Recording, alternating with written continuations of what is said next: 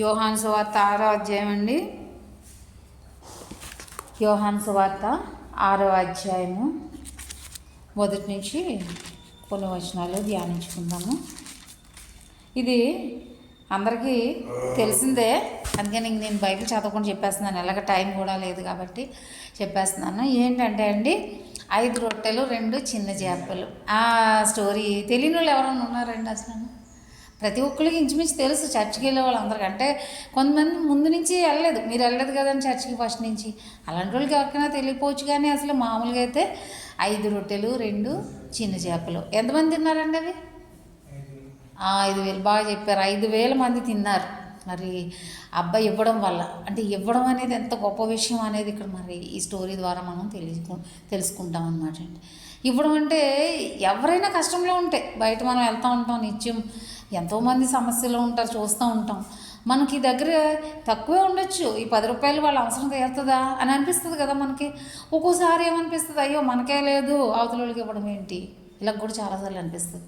అయితే ఇక్కడ యేసుప్రభు వారు గలిలయ ప్రాంతంలో ఉన్నారు. అక్కడే సువార్త చేస్తున్నారు. ఎన్నో సూచక్రియలు అద్భుత కార్యాలు చేస్తున్నారనమాట. గలిలయ అంటే యేసుప్రభు వారి సొంత రాష్ట్రం, లేదంటే దాన్ని దేశమైనా అనొచ్చు. 3 ప్రాంతాలుగా ఉండేది ఆ రోజుల్లో. ఏంటి? గలిలయ, సమరయ, నజరేత్, యూదయ అని 3 ప్రాంతాలుగా ఉండేదన్నమాట. యూదయలోనే ఆయన పుట్టింది, యూదయలో ఉన్న బెత్లెహేంలో. ఆయన తల్లిదండ్రులది గలిలయలో ఉన్న నజరేతు ఆయన సొంత ఊరు అనమాట తల్లిదండ్రులది. ఇప్పుడు అక్కడే నజరేతు చుట్టుపక్కల, అంటే గలిలయ మొత్తం రాష్ట్రం అంతా కూడా తిరుగుతూ ఆయన ఎన్నో అద్భుతాలు సూచక్రియలు చేస్తున్నారు. అన్నిటికన్నా గొప్ప విశేష ఆదరణ పొందింది ఏదంటే ఇదే, 5 రొట్టెలు 2 చిన్న చేపలను. ఎందుకంటే ఇది చాలా బాగుంటుంది, ఒక విందు భోజనంలాగా. అందరూ వేల సంఖ్యలో ఉన్న వాళ్ళు తిన్నారు. 5,000 మంది అని మనం అనుకుంటున్నాం. 5,000 మంది ఎవరండి? పురుషులు. స్త్రీలని చిన్నపిల్లల్ని అసలు లెక్కే పెట్టలేదు. ఎందుకంటే ఇంక అంతమందిని లెక్క పెట్టాలని చాలా అయిపోద్ది కదా ఆ రోజుల్లో. అందుకనే ఇంటి యజమాని ఒక్కడిని లెక్క పెట్టేవారు అనమాట. లెక్క పెడితే దాన్ని బట్టి మనకు లెక్క ఈజీ అయిపోద్ది కదా. ఒక 5,000 మంది పురుషులు అంటే వాళ్ళ భార్యలు, వాళ్ళు ఒక 5,000 మంది ఉంటారు. వాళ్ళ పిల్లలు ఈ రోజుల్లో లెక్క కాదు కదా. ఆ రోజుల్లో 10 మంది పిల్లలు కూడా ఉండేవారు. మరి పోనీ ఒక్కలేని అనుకున్నా, ఇద్దరని అనుకున్నా కూడా ఒక 20,000 మంది మినిమం వస్తారు. ఆ 20,000 మందికి భోజనం పెట్టాలి. మరి అక్కడే సాయంత్రం వరకు, రాత్రి అయిపోతుంది, 6, 7 అలా అయిపోతుంది, చీకటి పడిపోతుంటే. అయితే శిష్యులు అన్నారు, ఇంకా ప్రభుతో చెప్పారు. యేసు ప్రభు వారి శిష్యులు ఎంతమంది అండి? 12 మంది శిష్యులు. ఏమన్నారంటే, చీకటి పడిపోతుంది, వాళ్ళ ఇంటికి వెళ్ళి వండుకోవడమో లేకపోతే ఏదైనా హోటల్లో కొనుక్కొని తినడమో ఏదో చేయాలి కదా. మరి ఇప్పుడు ఇంకా వాళ్ళని వదిలేద్దాము, పొద్దుటి నుంచి ఉన్నారు పాపం తిండి లేకుండా అనేటప్పటికి యేసు ప్రభు వారు ఏం చేశారంటే, లేదు వాళ్ళకి భోజనం పెట్టే పంపించండి అని చెప్పి శిష్యులతో అన్నారు. ఫిలిప్తో చెప్పారనమాట.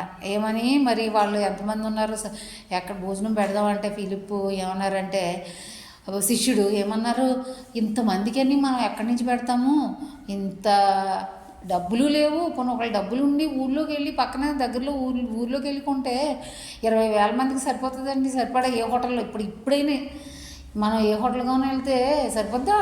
100 మంది భోజనం అయినా డౌటే.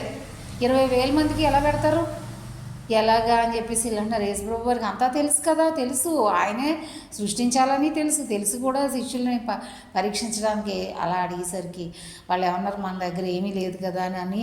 ఎవరి దగ్గరైనా ఏమైనా ఉందా అని శిష్యులు చూస్తుంటే ఆ ఎదరే చిన్న బాలుడు ఉన్నాడనమాట.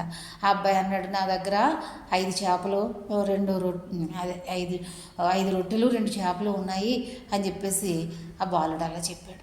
మరి అలా ఎవరైనా చెప్తారు అసలు? నా తల్లిదండ్రులు గొప్పతనం కూడా నా అబ్బాయి అలాగా ఇవ్వడానికి కారణం. చాలామంది తల్లిదండ్రులు ఏం చేస్తారు, ఇచ్చి ఎవరు చూడకుండా తినే అని చెప్పేవాళ్ళు కూడా ఉన్నారు. ఎందుకంటే మనకే లేదు, చాలా పేదరికంలో ఉన్నాము, ఇంక మళ్ళీ అందరికీ పెట్టేస్తే మనకి ఎక్కడి నుంచి వస్తాయి అని చెప్పే తల్లిదండ్రులు ఉన్నారు. కానీ ఇక్కడ ఈ అబ్బాయికి ఆ తల్లిదండ్రులు ఏం చెప్పి నేర్పించి ఉంటారు?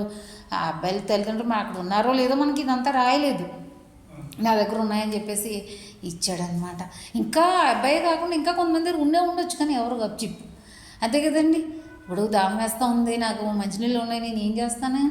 ఇక అందరికీ చెప్తే అందరికీ తలా కొద్దిగా వాటర్ తీసుకుంటే ఇంకా నా దాహం ఎలా తీరుతుంది? మనకు లేనప్పుడు అసలు పెట్టం కదా, ఎవరికీ లేవు. కానీ అబ్బాయి చేసిన మంచి పని. దేవుడైతే ఆ రాళ్ళను కూడా రొట్టెలుగా మార్చగలరు, కానీ మార్చారా? లేదు.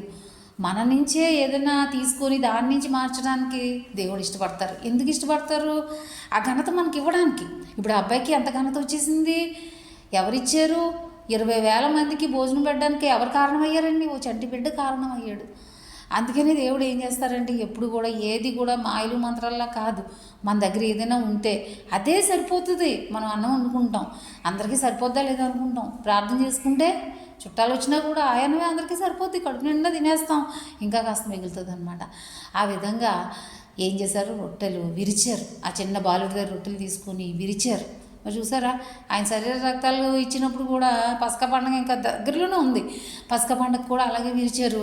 ఇప్పుడు ముందే పసక పండుగకి ముందే రొట్టెలు విరిచి ఈసారి పంచిపెట్టండి అన్నారు. అక్కడే 12 గంపలు కూడా ఉంది. శిష్యులు కూడా 12 మంది కదా.